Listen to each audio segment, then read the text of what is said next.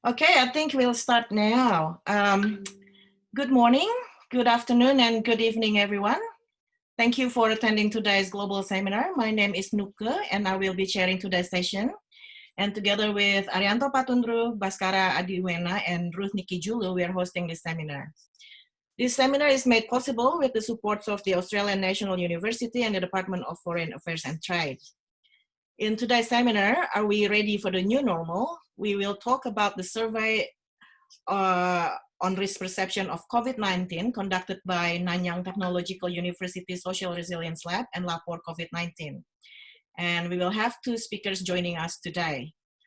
Our first speaker, Dr. Irma Hidayana, is a co-initiator and co-leader of the Citizen Coalition for COVID-19, which is called Lapor COVID-19. This is a citizen crowdsource-based initiative to collect and analyze COVID-19 related data and information.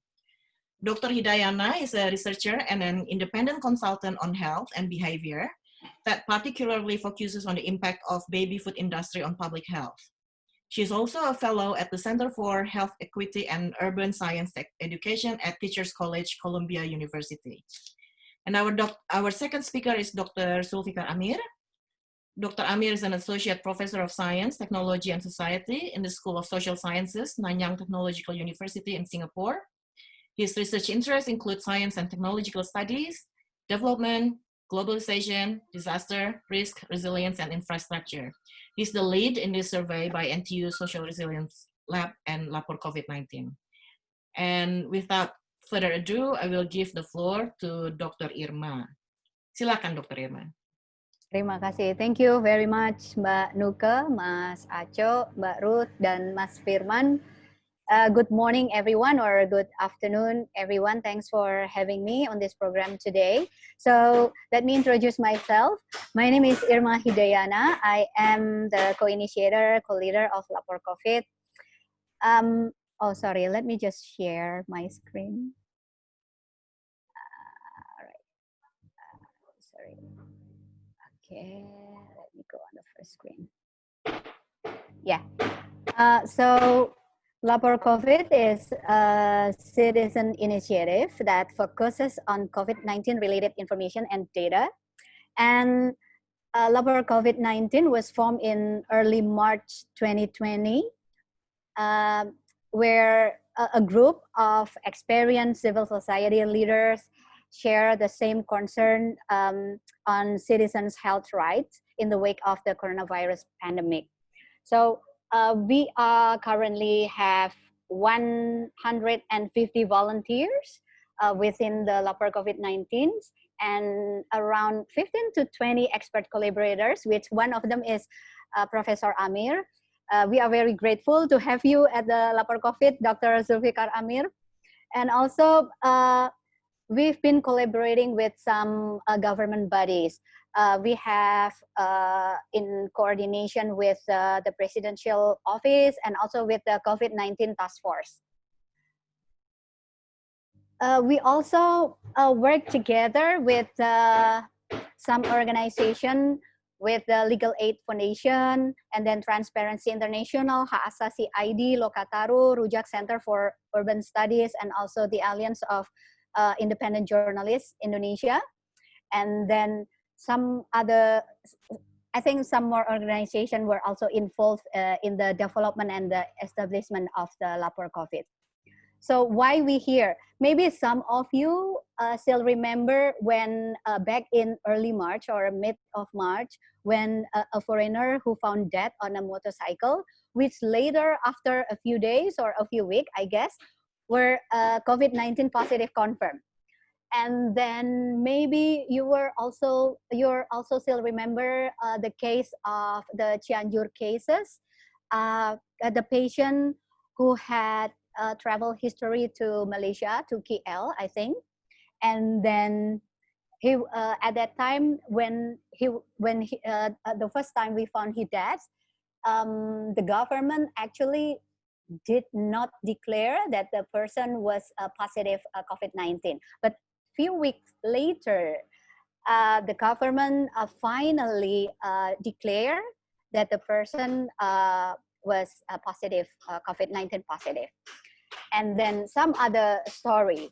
So, and then in March 10, I guess, the WHO sent what you call Surat Cinta, sent a letter specifically to President Jokowi, and then emphasizing that a country probably like Indonesia, we need to improve our surveillance and also be more serious to tackling the pandemic, by the way. And then, so tailoring these events together, we were also receiving information from our private message from WhatsApp group, for example, and also from social media. We could find so many similar story when a patient who were very struggling from a disease which weren't, you know, they didn't have a chance to get tested. They even tagged the President Jokowi on social media, but then finally, a few days later, they were dead without any access to PCR COVID-19 testing. So with this background, we, like some people, the co-founders of Lapor COVID, we were thinking that this maybe there's something going under-reporting, or something is wrong with the way the data and the information managed by the official authorities. So we would like, there we go. We finally set up the Lapor COVID. We wanted to contribute tackling the COVID-19 pandemic through data and information.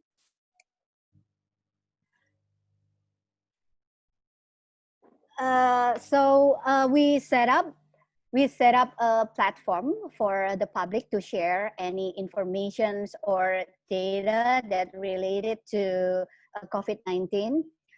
We set up a bot by using WhatsApp and Telegram bot application. And then we also collect and compile all COVID-19 probable and also confirmed case from all cities and districts across the nation. As you can see here in the on the screen, this is basically when you go to chat on the Lapor COVID-19 WhatsApp bot or a Telegram bot, you will find basically 7 menus, but we actually only wanted to collect information on 3 different areas. So the area of to report under-reporting cases, and then for the people to report on probable COVID-19 symptoms. So if you feel that you're having a fever or symptoms that probably leading to the COVID-19 symptoms, so you could chat on our bot, and then we could record it and we could forward to the local authorities. And then the bot also collect available for public to report public gatherings or public crowds which related to the PSBB or the large-scale social restrictions, which we definitely need to adjust this with the current new normal regulations right now. So these are basically the menu of the bot that we set up. We work together with the fresh graduate from Technological Institute Bandung, Institute Teknologi Bandung atau ITB. They've been working really hard to set up the chatbot and also to set up the website where you could find, you know, the integrated, you can find information related to the COVID-19 deaths. So by having 150 people as our volunteers on the screens on the right or left, on the right one where you can see the sheet. This is the sheet, the share sheet that we have where everybody as a volunteers, we always meet up at night, every day at night, and we meet up in this on this spreadsheet. So everybody would copy and not necessarily copy and paste, but would copy all the data on ODP and PDP. It's probable COVID-19 and also confirmed case COVID-19 from district and cities across the nation. So we have been able to reach the whole kabupaten dan kota atau cities and district, 514 cities or district across the nation. So we start a very, very small and very few city. Like 2 weeks ago, we only been able to reach out I think around 489 cities and districts. But this week we were able to have volunteers who dedicated their time to compile all the data from the whole nation. And then we actually, just a quick remember, in March 11, I think April 11, the WHO, the World Health Organization, has updated its guide on the definition for reporting COVID-19 deaths. So we refer to that specific guide, which the WHO has actually defined a death that related to COVID-19 is a death resulting from a clinically compatible illness in a probable or confirmed COVID-19 cases. So unless there is a clear alternative cause of death that cannot be related to COVID-19 disease. So for example, when someone's dead from a motorcycle accident, so there we cannot consider the death of the person as a COVID-19. So unless there is a very clear cause, we need to consider a probable cause, especially someone who shows symptoms of COVID-19 disease. So we need to consider it is a COVID-19 related death. So, but unfortunately, our country has not. So we're not following the death guideline from the WHO yet. So that's why we found there is a gap, or there is there is a gap between the confirmed COVID-19 death and the confirmed and probable COVID-19 cases. So for example, so this is, I just want to show you, hold on, this is from the Lapor COVID website. You can go to laporcovid19.org and then go on the data visualization. You can find the map, basically all the probable and confirmed COVID-19 cases. You can see right here. So on the right side, you can see I am specifically focused on Jawa Timur because Jawa Timur or East Java is currently very red, or some people said it's a very a black zone, which we have so many increased COVID-19 cases, confirmed deaths, and also probable COVID-19 deaths. So based on the data we collected from the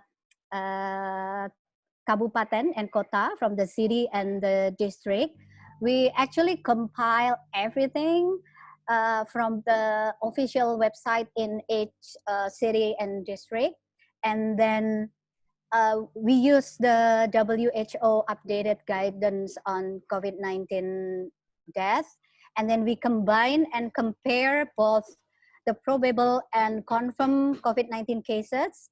And then actually it shows that the total deaths due to coronavirus may be more than three times higher than the COVID-19 confirmed cases alone. So what has been publicly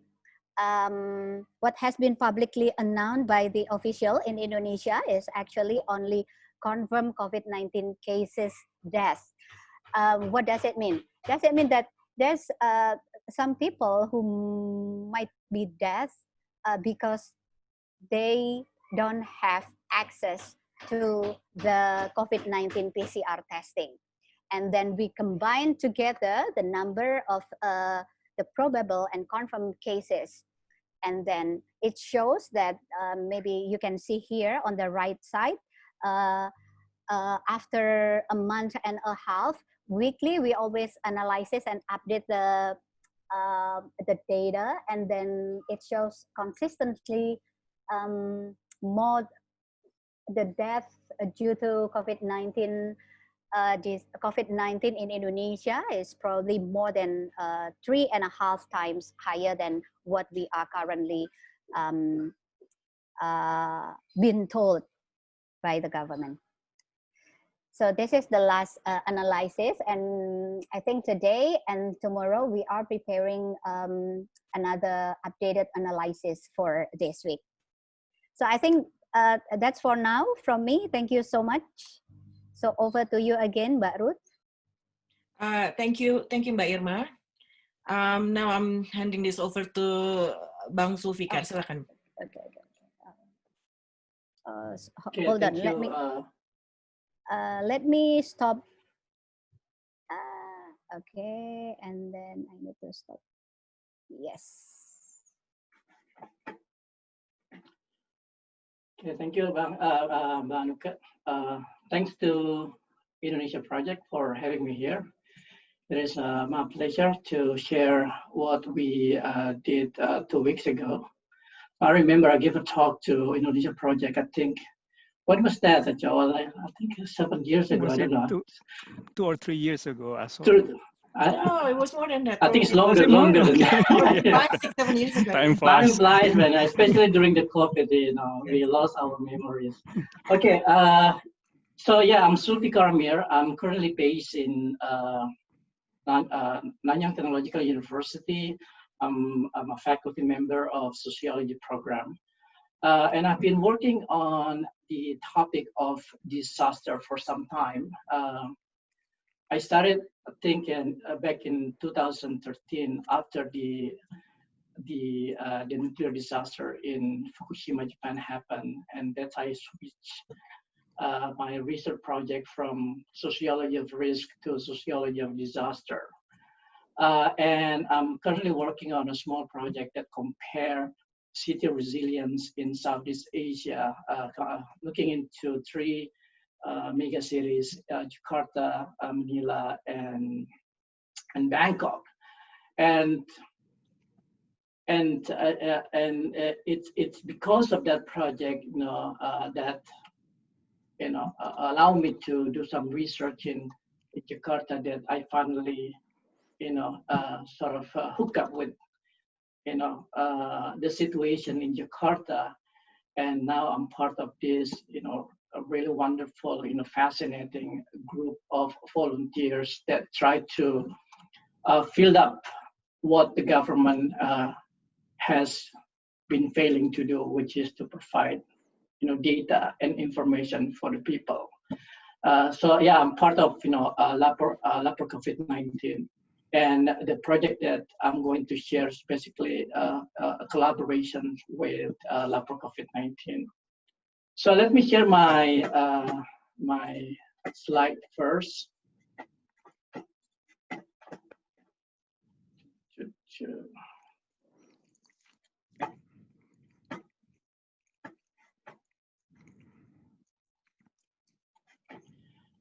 Since I'm a sociologist, my research is primarily based on sociological theories in disaster, risk, and resilience. So let me bore you first with the theoretical part of my presentation, so you know where we come from and how we analyze the data that we collected 2 weeks ago in Jakarta. So when we talk about pandemic, epidemic, endemic, or virus outbreak, or whatever you call it, depending on the scale of the of the virus spread, we can actually look look at from two perspectives. One is that pandemic is a natural phenomenon, or more specifically, a biological phenomenon, because the phenomenon revolves around the existence of this biological entity that we call virus that cause disease in our human body.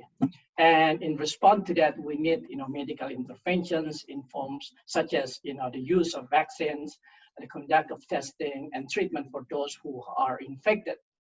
But on the other hand, a pandemic can also be seen as a social phenomenon. Why? Because the spread of virus is largely facilitated by social interaction. And in a time when vaccine is not yet available, social interventions are extremely crucial to contain the spread of the virus. And when we look at what social interventions have been done by different countries, different governments, they consist of basically two things. One is isolation of those who are infected, and the second one is controlling the interactions of the people, especially in public areas such as malls, shopping centers, markets, bars, restaurants, and etc. So when we talk about social intervention, it is what exactly flatten the curve. So when we refer to what people have been talking about in responding to the crisis, our effort or the measures to flatten the curve are primarily resorted to a set of social interventions which aims to suppress the number of infection cases below the healthcare system capacity. So this is a classic concept from developed by United States CDC, which is applied by countries around the world. Now, flattening the curves basically refers to our ability to control the transmission rate. And when we look at how transmission rate is controlled, there are two aspects that influence how this transmission rate kept low. The first one is the enforced social distancing, which is basically how people are encouraged or maybe instructed to keep physical distancing among each other, right? So this is a sort of a measures at the collective level that need to be obeyed or followed by a group of people. But there's also another level that is crucially important to keep this transmission rate, which is the individual behavior. And this factor is no less important because it is the individual who get infected, and it is the individual who share the virus. Okay, and if we look at deeper into what caused this, two levels of factors that cause transmission rate to go up or to go down. On one side, the enforced social distancing is very much dependent or determined by the effectiveness of government policy in making protocols and procedures for people to interact one another. And this is exactly what we are seeing now in Jakarta, where the government set up a number of protocols to allow people to get into shopping malls or to go to work or to take public transportation. But at the individual level, what caused individual to maintain a safe behavior is determined by the level of risk perception, because it is the risk perceptions that will inform the people to maintain their behavior so that they won't get infected by the virus. So our goal in understanding the risk perceptions of the people in Jakarta is very much informed by this understanding that risk perception affect the patterns of safe behaviors at the individual level. And if we look at the requirements that World Health Organization have suggested to the countries, to all countries that intend to enter the new normal, basically there are 5 conditions that should be met before they reopen their economy and resume social and economic activities.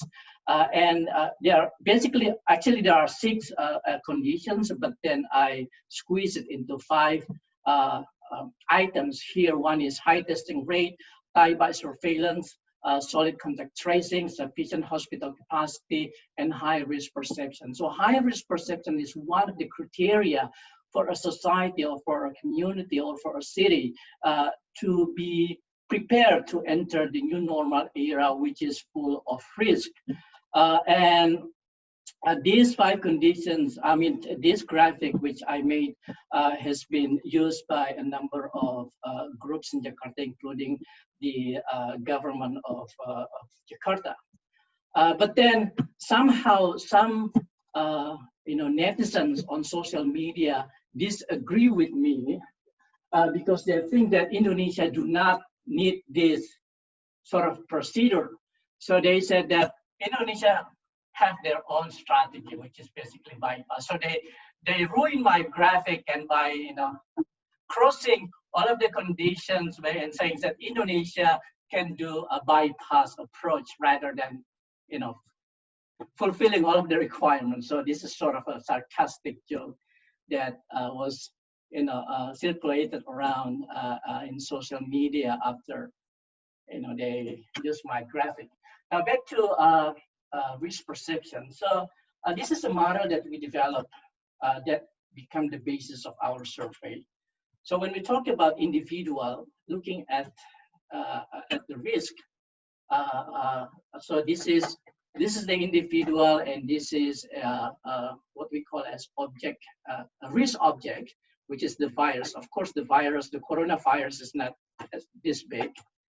And this is the risk perception. So risk perception is a cognitive ability of a person or an individual in understanding the potential harms that comes from the risk object.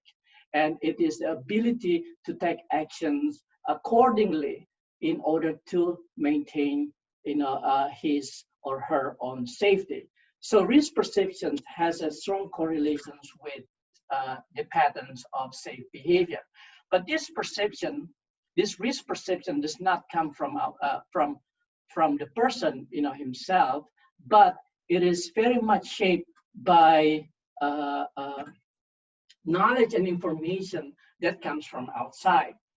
So in our survey, we also measure the level of knowledge and information about these risk perceptions, about COVID-19 that shaped this risk perception. And we understand that knowledge and information also comes from many sources. So it's not something that the person collect himself or herself, but something that is provided by different sources of information. And one of the major sources of information is the government. So every day, as we know, government provides data and information about the number of cases and the current situations in the country. So this data and information is something that shapes the knowledge and information that this individual perceive and used to perceive the potential risk that comes from the virus. But of course, the amount of data and information that is accepted by the individual is very much dependent on the level of public trust. So we also measure this public trust because it is a sort of filter of the public in absorbing data information that shape his or her knowledge and information. And the last variable that we also look into is the social and economic conditions, because based on a number of theories in risk perception, it is believed that the social economic condition, the material, especially material condition, also shape how people perceive risk. The dire the economic condition, the worse the perception of risk, because of the social and economic pressures of the person that they suffer within their own community. So based on this model, we developed our questionnaire that aims to measure each of these variables. So this is the survey that we did 2 weeks ago, which is a project, a small project conducted by Social Resilience Lab in collaboration with Lab for COVID-19. The data collection took place from May 2019 to June 2nd. So it was within 5 days that we were able to collect, a valid number, a valid respondent number of 3,079, people. So it is it's quite effective. And I just actually checked, the current number, the current respondent number that we have, because the survey is still ongoing. We're still collecting, data from all over Jakarta. And today, as of today, we have about 29,910 respondents. So this is a huge number, especially for survey with this scale. So this is the method of our data collections and the method of data analysis. I'm not going to explain it in detail, but you can see here that that we get help from a number of people and organizations in Jakarta to spread the respondent, the survey questionnaire. So we got help from Palang Merah Indonesia, also from Jakarta government, and a number of communities network that have a collaboration with Lab for COVID-19. So if you want to check the questions that we have on the questionnaires, you can just go to this link, and you can see what question that we ask in relation to all 6 variables that I already explained in the model. So this is the profile of the demographic profiles of our respondents in terms of gender. There are more women than men in filling out the questionnaires. The age, in terms of the age, millennial is the majority, followed by their older brothers and sisters, the Gen X populations, and the rest is comes from different population, different age of group. Okay, in terms of the employment, the private sector's employee constitute the students constitute the largest one, followed by the private sector's employee, and then we also have some respondents from other jobs. In terms of educations, high school and college degree are the 2 largest group. And we also ask the current or previous illness that the respondent is or has suffered. So we chose 5 types of disease that are considered as comorbid to COVID-19. So we just want to see the correlations between their health conditions with their perception. Okay, so this is the distributions of our respondents across Jakarta. So by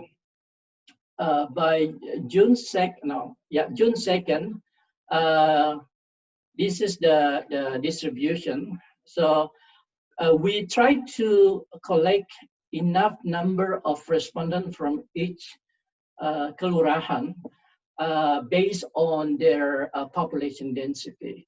But by June 2nd, we got this, as you can see on the map. There's a few kelurahan that have no respondents at all. But I hope by today, all of the kelurahans have already representations in our survey. So basically, our ultimate goal, or sort of the scientific goal of this project, is to get enough number of data from each kelurahan so that we can build up correlations between the level of risk perceptions and the patterns of transmission rate. So we want to see how people perceive the way how people perceive COVID-19, shape the transmission rate within their community. So that will be sort of an interesting, scientific question to address. And there's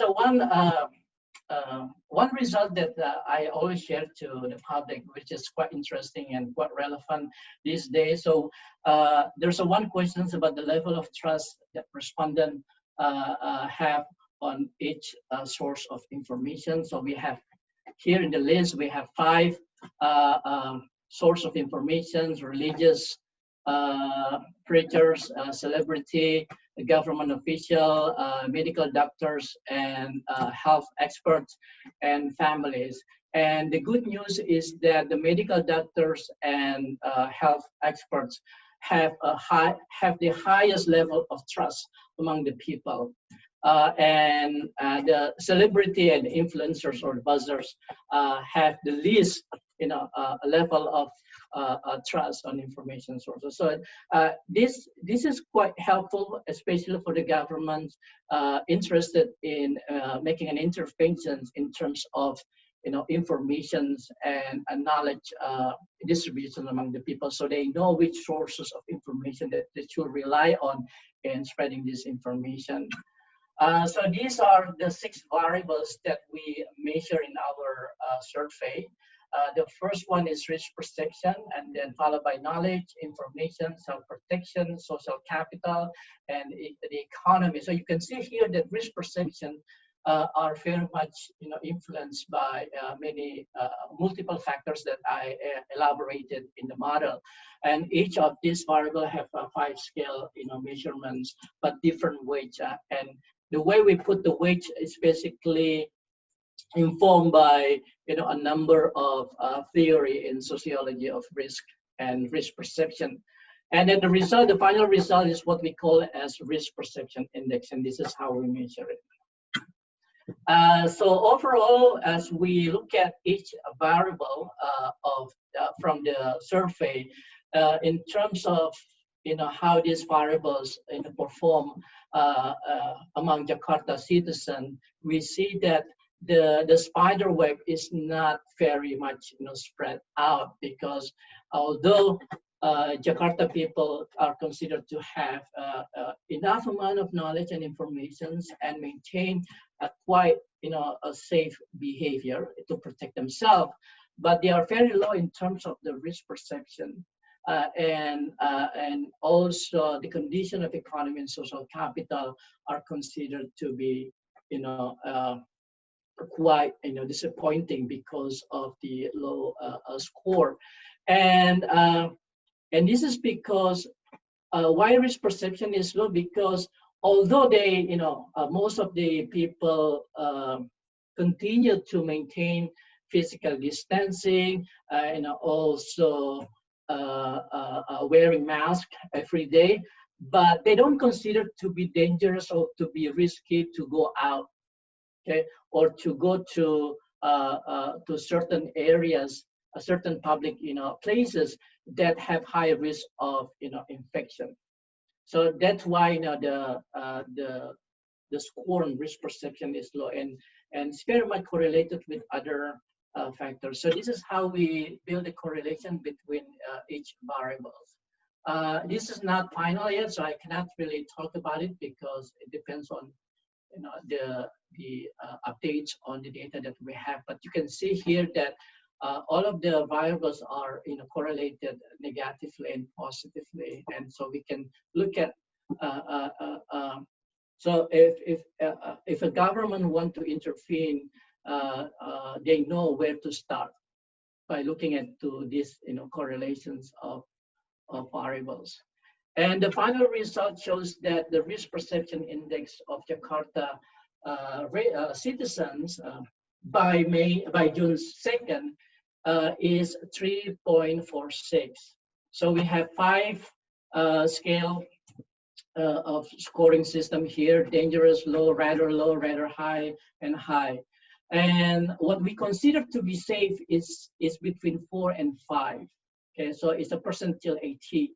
Unfortunately, Jakarta residents score below 4, which is 3.46, and which is very much close to rather low or agak rendah, and this is quite a concern for us, because at a time when the government want to enter a new normal, the citizens are not really prepared. So if we translate this risk perception index into a policy language, then we can conclude that Jakarta is not ready yet to enter the new normal based on our survey. But of course, as I said, we need to update again. So in conclusions, we can say that overall Jakarta residents are not ready and not prepared to enter, because the RPI score is still below 4. So we need to improve this RPI so that we can be sure that the people of Jakarta will maintain their safe behavior, and this will push down the transmission rate in Jakarta. The second conclusion is that based on our study on the risk perception, we can say that in addition to epidemiological data, the government should also look into the social conditions informed by empirical data that comes from similar survey that we conducted. And the last one is that the new normal will never be normal until the people who are the front line, of contagion, have a proper perception and embrace the risk to live through this pandemic. Okay, thank you. Okay, thank you Bang Sulfikar. And now we're going to the question and answer session. There are 2 ways you can ask the question: either to type it in the question and answer box or to raise your hands. But while we're waiting to do that, I'm going to ask, we have 2 participants here, Mas Wage Negara from ICS, who would like to give a comment. Mas Wage, silakan. Ya, terima kasih. Thank you Mbak Nuke, and thank you for the 2 speakers, Mas Sulfikar and Mbak Irma, for very interesting and also informative presentation. I have a question for each of the speaker. Maybe I will start with Mbak Irma. I think it's interesting when you show the map of the distribution of the COVID infection in Indonesia, and you show that the West Java province and also East Java province are the most maybe high province in terms of infection cases. But if we look at, well, I'm not sure whether it is possible to look at the fatality rates across different provinces or districts. Which provinces or districts are actually more worrying in terms of fatality rates? And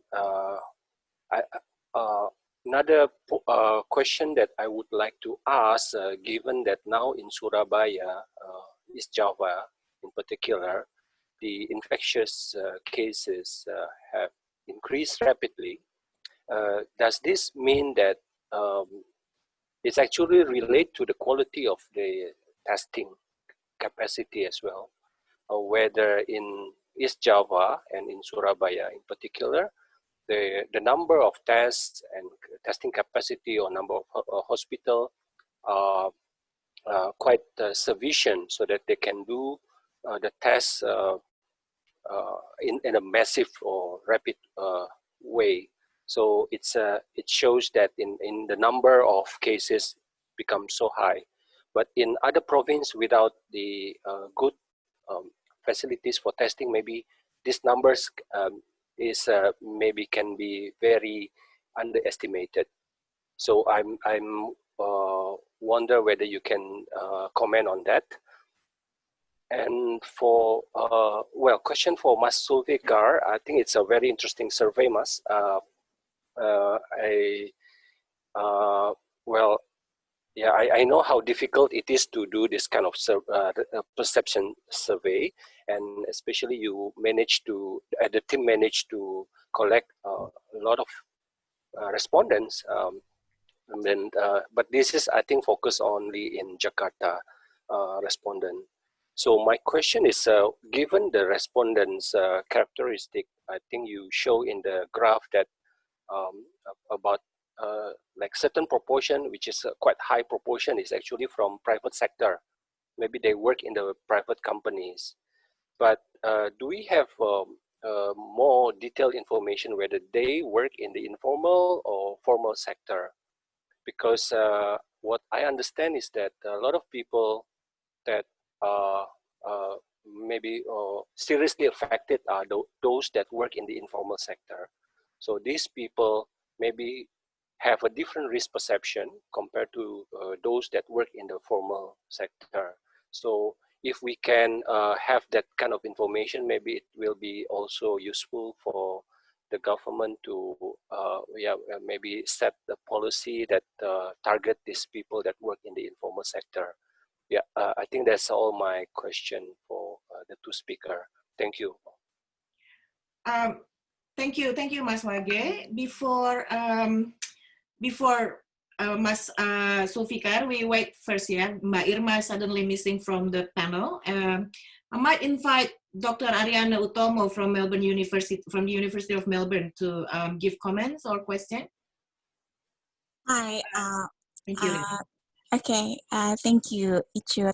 I have a question for Pak Sulfikar. Congratulations on your survey. I actually would like to learn a lot more from your experience in fielding a survey in this challenging time. And I'm sure other researchers and also graduate students who are here in this conference would like to know more about how you managed to get a really good response from your survey.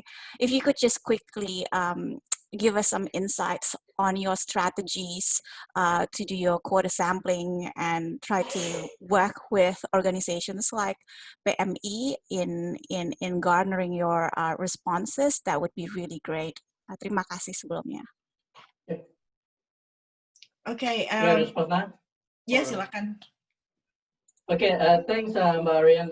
So I think you have to give thanks to Lapor COVID-19 because they have a network of collaborators and volunteers around Jakarta.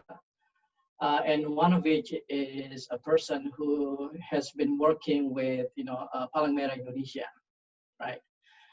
So that's how we started. And then later on, I get some friends in this Jakarta government. So I contacted him and they, give me some contacts with a contact of the administration staff. And from there, it's, it's snowball, right? And the surge of respondents that we got in the past 2 days was basically due to the instructions by the governor.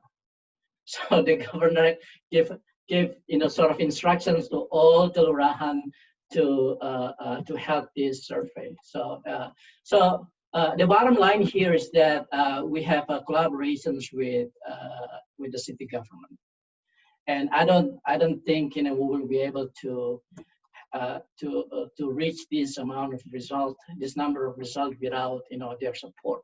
And that's the conditions that we are that we state in every survey project that we are doing with a number of other governments. So we are currently preparing a similar survey, but of course with a modified versions with the West Java province. And also the Nusa Tenggara Barat. Okay, we're still in sort of any discussions, and we're gonna launch very soon another survey on risk perception in Surabaya. So Surabaya government is giving us support to conduct this survey, and they are ready to mobilize the resources so that we can have a sufficient number of respondents, or maybe more than that. Yeah.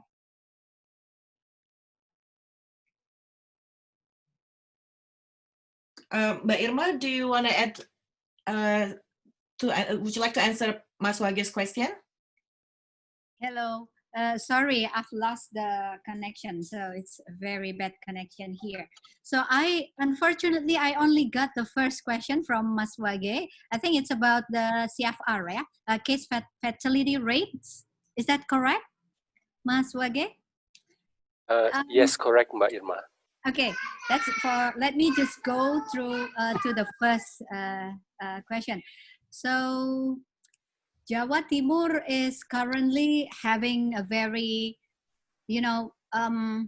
difficult time this time. So the epicenter of the disease, I think, is right now moving to Jawa Timur. Basically, we are not sure yet about what is going on in Jawa Timur. Some people mentioned that, well, the official provincial government, they make sure that they ensure that they expand and they increase the number of PCR testing in Jawa Timur, in East Java. So that's why the number of the cases could go very high right now. But there is a probable scenario that Jawa Timur could even get higher cases, not only the cases of those who are COVID-19 confirmed positive, but it also the probable COVID-19 death data and also the confirmed COVID-19 death data.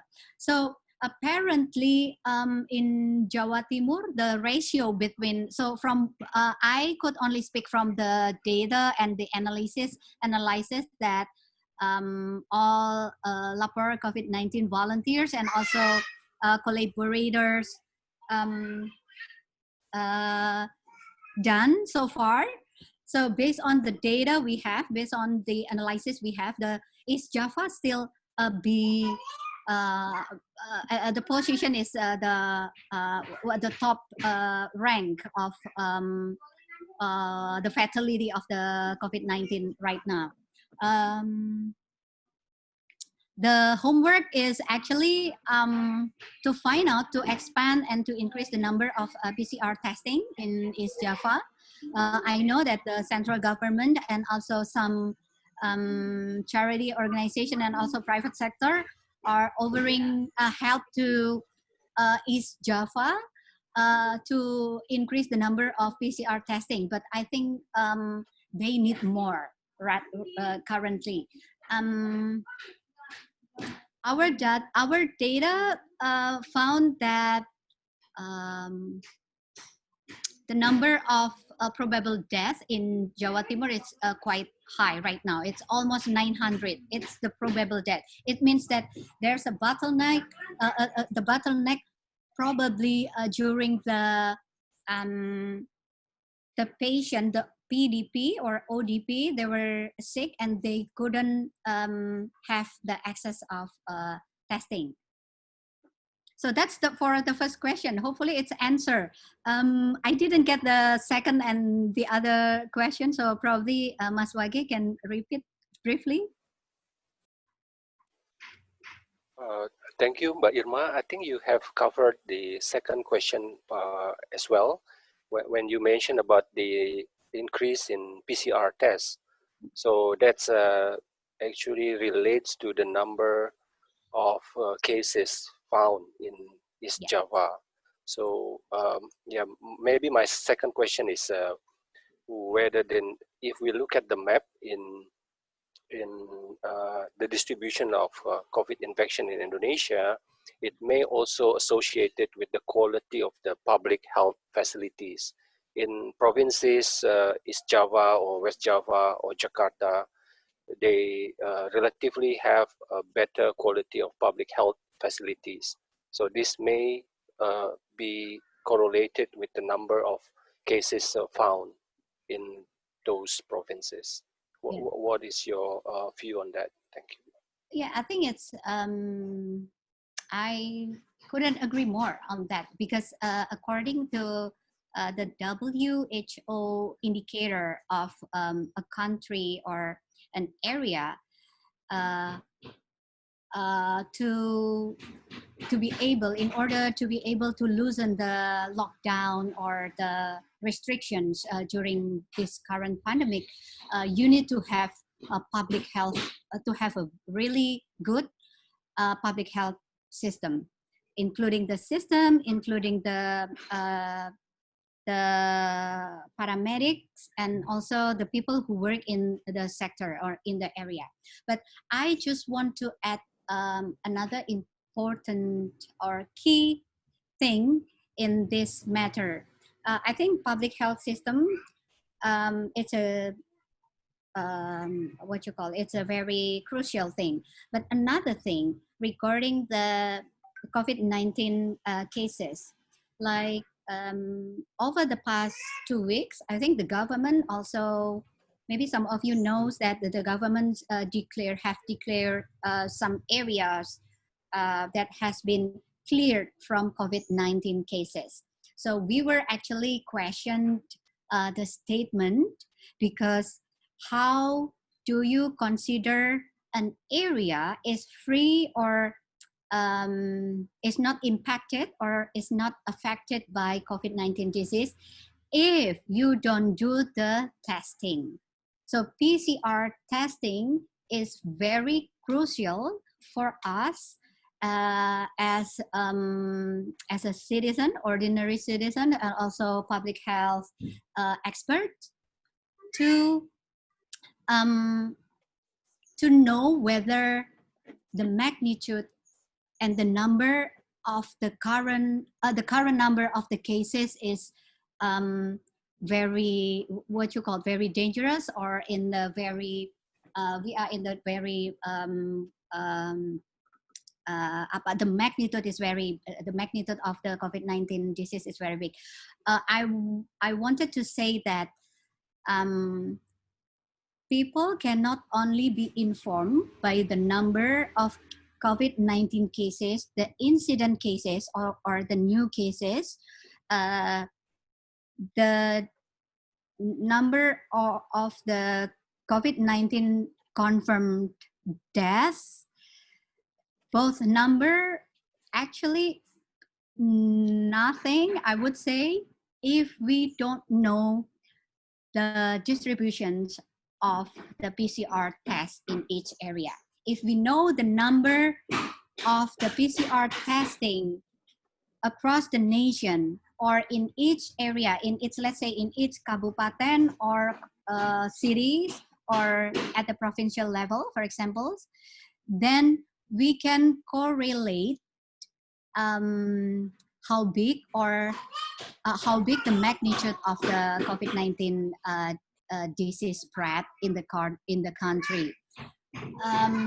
Because we cannot say anything if we only know the number of the cases without knowing the number of the PCR testing. Like I can, for example, I can only do like 5 testing. sorry, for example, I can pick up from one of the area in North Sumatra, for example. This area actually has the capacity of PCR testing up to 500 testing a day. 500 testing to 500 different people in a day. But in the reality, we have an information from the health office. Actually, they only carry out a test up to 15 tests a day. So that's why if we could correlate the number of the cases found in this specific area is not that big, because the test they've carried out every day, it's also a very small number. Okay, thank you, Mbak Irma. Next, I will take 4 questions from Ibu Katherine Robinson from ANU, Pak Peter Macaulay, and from Bill Bland from Lowy. And Pak Peter, are you there, Pak? Would you be able to ask? Would you like to ask your questions? Baik, can you hear me? Am I Yes, Pak. I'm unmuted? Right. Ya, baiklah. Okay, terima kasih sebelumnya, terima kasih to Bu Irma and to Pak Sulfikar. Saya ada pertanyaan to Pak Sulfikar. My question is to Pak Sulfikar. My question is about his comments on risk perception. And I'm interested in what is perhaps a perbedaan, a difference between risk perception and risk tolerance. Because in this whole coronavirus business across the whole world, one of the things that strikes me is the very different attitudes to risk between rich countries, OECD countries, which have become very risk averse, extremely risk averse, whereas the developing world is perhaps by force, perhaps it has no choice, but is perhaps more risk tolerant. Now, there's a difference here between risk perception and being risk tolerant. One might perceive risk, but be prepared, as it were, to put up with it. I have a very small anecdote. A number of years ago, I was working with some of my colleagues in Jakarta, and there was a very difficult situation. It was very crowded, bad weather. One of my colleagues was going home. I said, how are you going to go home? This is a very difficult situation. And my colleague just said to me, saya kebal. I'm used to it. I can put up with it. I can tolerate this risk. It's part of my life. So this is focusing, my question therefore focuses on risk. I'm asking is there a difference between risk perception and risk tolerance in Indonesia? And what about more generally, this seems to be a quite sharp difference in attitudes to risk in OECD countries, the advanced countries, and across the developing world. So these questions about risk. Terima kasih, ya. Thank you, Pak Peter. Ibu Katherine, are you there, Ibu? Oh, yes, I am. Thank you, Ibu. Thanks. Yeah. Okay. Well, thank you both speakers for really interesting talks. It's really wonderful to get this real-time data coming out of what's happening in Indonesia in this rapidly changing situation. And I'd like to ask Mas Sulfikar about one of his slides where you talked about people's trust and who they trust as sources of information. And I thought it was interesting that tokoh agama were more highly trusted than government officials. And it was good to see that the most highly trusted sources of information were, was it doctors or medical personnel generally? But I was just wondering if you could say a little bit more about that and about are the sources of information from those three most highly regarded, is the information from those three most highly regarded sources, is it always consistent and coherent with each other? I mean, I understand that there's been a lot of involvement of both local government and also mosque communities in terms of helping people with the economic effects of the economic shutdown from the epidemic. But I'm just wondering Could you say a little bit more about particularly the tokoh agama, but also about local government officials as sources of information, and are those sources of information assisting in the things you pointed out as being very important, the social distancing and the individual social protection? Thank you. Thank you, Ibu. Just hold on for one more question, please, from Pak Ben Blan. Thanks for the presentations, Mas Sulfikar and Mbak Irma. My question is about what the Indonesian government can do given its limited capacity. So quite a few analysts have said, given the financial and economic constraints on the one hand and the limits in the health system, the government is doing the best job it can. Do you think that's right? Or do you think there's more the government could be doing without spending more money and while allowing people to get out there and work and survive? Are there things they could be doing in terms of public information or social campaigns that would reduce the spread of the disease while allowing people to earn a living and without doing anything about the fundamental constraints on the economy and the health system? Thanks. Thank you, Pak Ben. Silakan Pak Sulfikar. Okay, thanks for the questions. They were all brilliant. First to Peter, thanks so much for the very interesting question about risk tolerance. Well, actually, in literature on risk analysis, I never came across the term risk tolerance. Why? Because in the social studies of risk is always perceived. And our tolerance is very much shaped by our perception, right? So whether a society or a community consider something as a highly risk or lowly risk, it depends on how they perceive it, right? So the risk perception among Australian people may be higher than the risk perceptions among people in Jakarta. So it is this risk perception that becomes our measuring yardstick in understanding the behavior patterns of the people. Okay, so how they perceive it. I think tolerance is more suitable to be used for something that is, that is real. For example, damage or impact, right? Or illness. That's something that maybe people are tolerant, okay? And of course, the tolerant level across individuals varies, right? But in terms of risk, we believe that risk is something that is always perceived, and it is this degree of perception that we measure. Second is from Katherine. What was the question again? Oh, tokoh agama. Yes.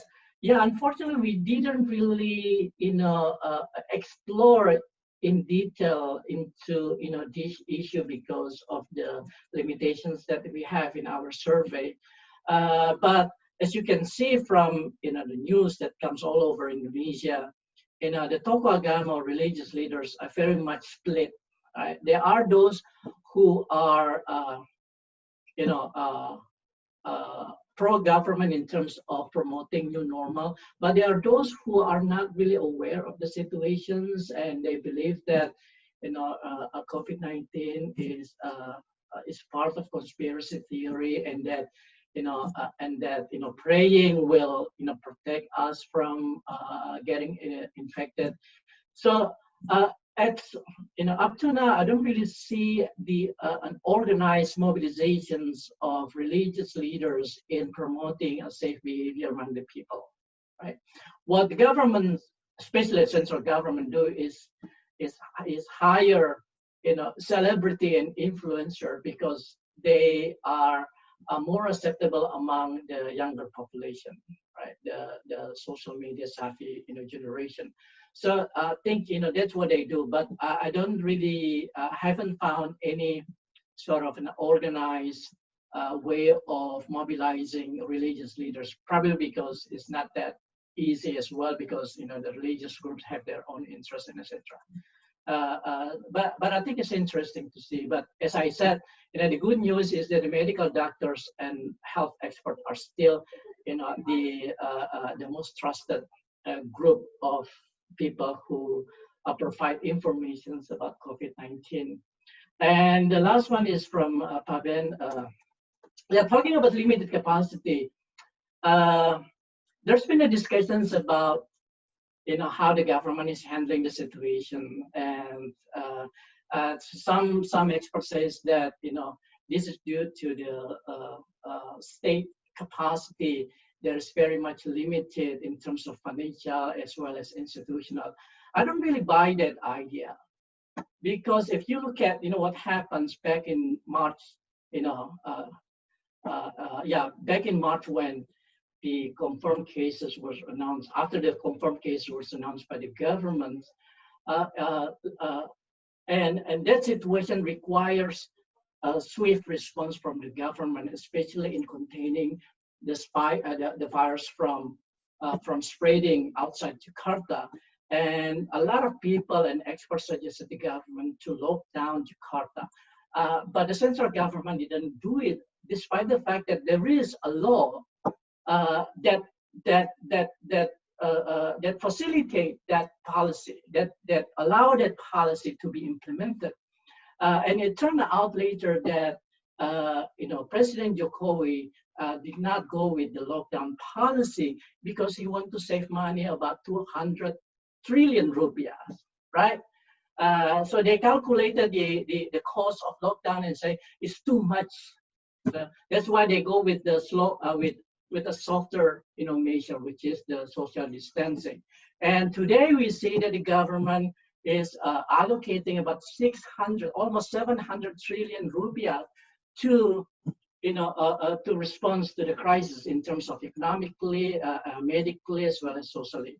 So I don't really see that the government has a limited capacity with that, because actually the government has the bureaucratic resources, institutional resources, as well as enough financial resources. If they took an immediate response to the crisis back in January or maybe February or at latest March, but it didn't happen. So for me, I think it's not about a lack of resources, but it's more about the allocation of resources. And as you know, that the allocation of resources very much shaped or influenced by the political interests, that control the government policy. Thank you.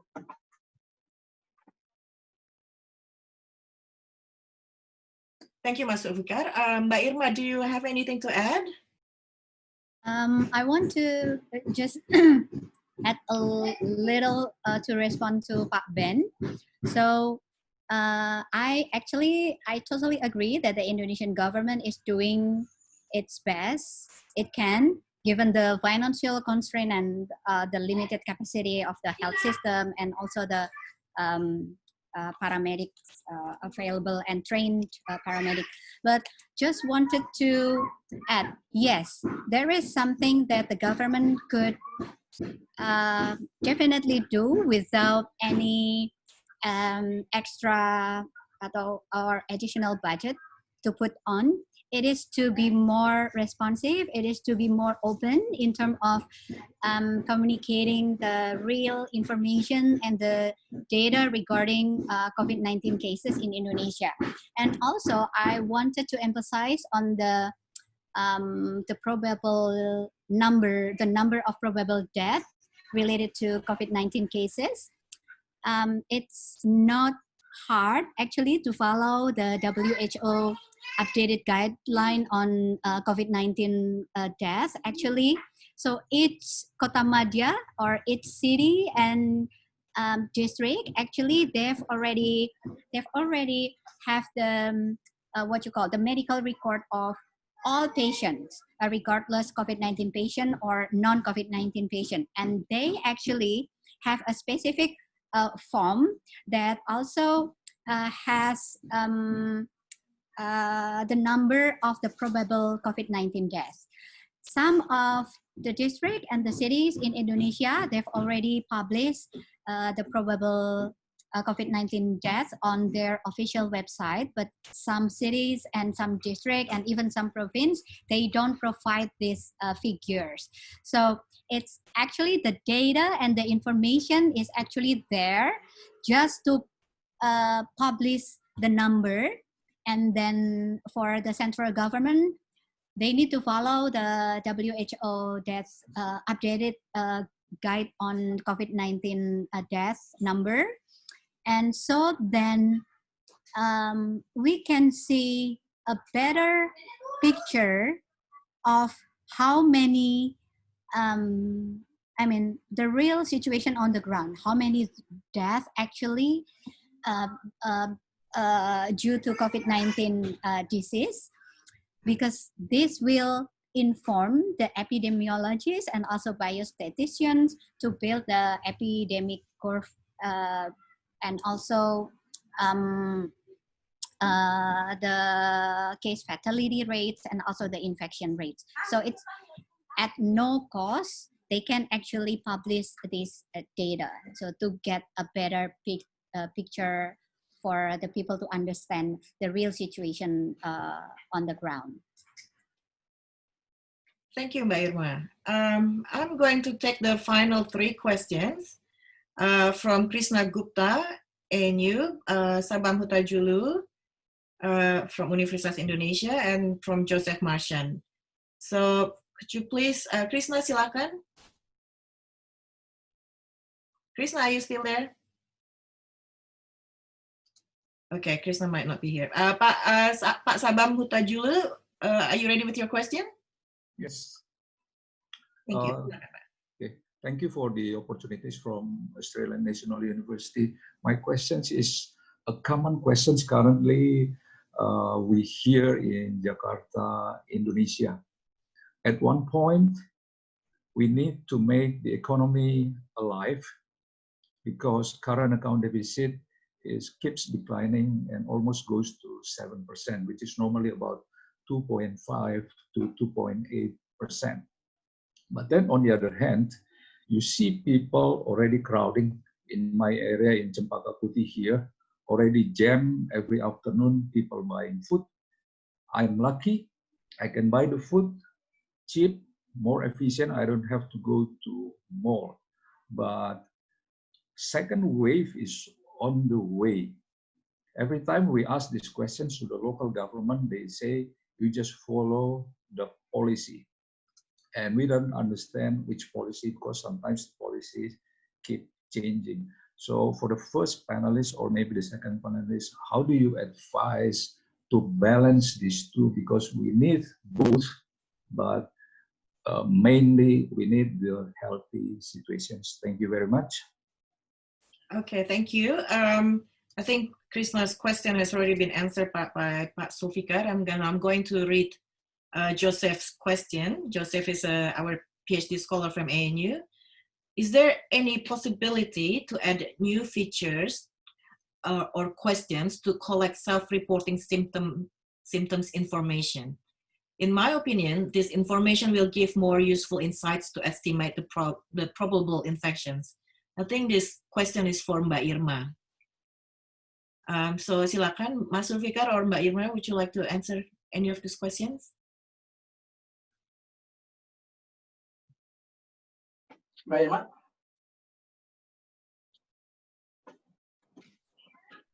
Okay, Mbak Nuka, sorry, could you repeat the question again? Sorry. Okay. A question from Joseph. Is there any possibility to add new features or questions to collect self-reported symptoms information? In my opinion, this information will give more useful insights to estimate the probable infections. Okay, that's the question. That's, well, I actually agree with that. That's a statement or a question? Well, it's a question, but if you agree, then that's fine. Yeah. Sulfikar, maybe you have. Okay, thanks, Pak Sabam, for the questions. I don't think you need to worry about second wave. because it's not coming yet. Why? Because the first wave is still ongoing, right? So there's this myth about the second wave is coming, while we haven't seen the peak of the first wave, and let alone declining. So yeah, we're still on this first wave, and we need to be very, very cautious about what's going to happen, before we see the peak. And that is exactly, my suggestions every time I talk to government officials, that if you want to see, a second wave, you need to end the first wave by having a rapid decline, and that means we need to give more priorities to the health, concerns, health factors.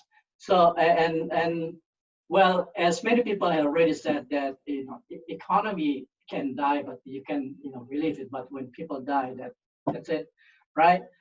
So of course, given the financial constraints from the side of the government as well of many people, if you really have to reopen the economy, there's a lot of things that we need to prepare in order to avoid massive outbreaks all over the country, especially in urban areas.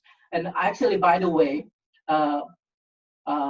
what happens now in Indonesia is not a second wave, but what I call a second phase. Second phase is the change of transmission patterns from the urban to the rural. So now COVID-19 is entering rural all across Java, Sulawesi, and very soon Sumatra. And when the rural areas are heavily contaminated or infected by the virus, we will see an increase of death fatality rate because of the lack of health facilities in the rural areas. So yeah, whether to tackle economy and health, yeah, of course, these two are equally important, but you cannot do it do both at once. So you have to give a priority, and in these situations, it's better to give priority on the health rather than to the economy, at least for another, I don't know, few more weeks. Yeah, thank you. Thank you. With that, we conclude today's session. Please join me in thanking our wonderful speakers. It's been a really good and informative session. And with this, I'm handing this over back to Aco now. Silakan Aco, thank you. Thank you so much, Nuke. Thank you, Aso, Irma, and all the participants. Just two little announcements. So next week, we will have Dr. Sharon Davis from the Auckland University of Technology and Dr. Dina from Latrobe University. And they will talk about the impact of COVID-19 on women and on people living with disabilities. And another announcement, our colleagues in the Kementerian Keuangan is having a webinar this afternoon, Australian time.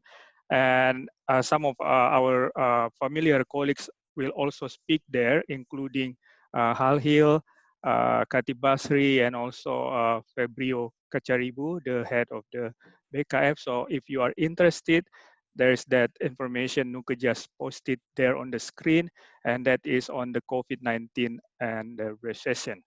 So Ruth will share the link if you are interested. So once again, thank you so much, and we will see you next week. Good afternoon. Bye. Thank you. Thank you. Thank you, Aso. Irma, thank you.